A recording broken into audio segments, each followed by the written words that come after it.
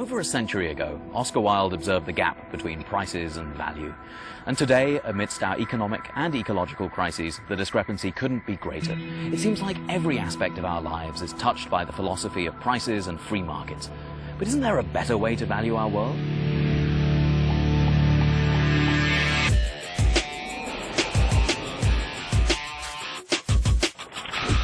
Growing up, my parents had a convenience store, and my favorite thing there was the price gun.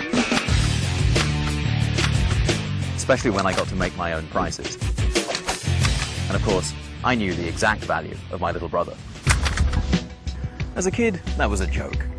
But given our current crisis, when we see this as more valuable than this, when most people can't afford this, but they call this a value meal, where a tomato farmer gets paid less in a year than a Wall Street banker gets in an hour, it seems as if the joke is on us. So how do we get here? From the 1970s onward, our economy was hijacked by free market fundamentalists whose mantra was greed is good, regulation is bad. But it gets darker still. I encourage you all to go shopping more. We were all along for the ride. We bought, ate, and drove more, and paid for it with debt, diabetes, and pollution.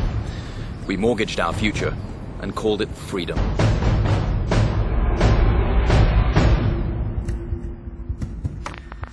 I found a flaw in the model that I perceived is the critical functioning structure that defines how the world works, so to speak. In other words, you found that your ideology was not right. It was not working. Precisely. So, if all of us got it wrong about markets and greed, then what now? The opposite of consumption isn't thrift, it's generosity.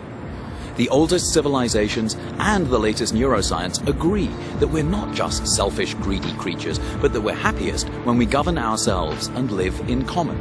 And the good news is that people all around the country and around the world are putting this ideology into practice. Like tomato pickers in Florida, who won the right to be treated like human beings instead of slaves. Where the new value meal is local, sustainable, and shared by everyone. These people don't fight markets with more markets. They realize that through real democracy, and not a price gun, we can all learn to value our world anew. The Value of Nothing, and even $14, published by Picador and in bookstores January 2010.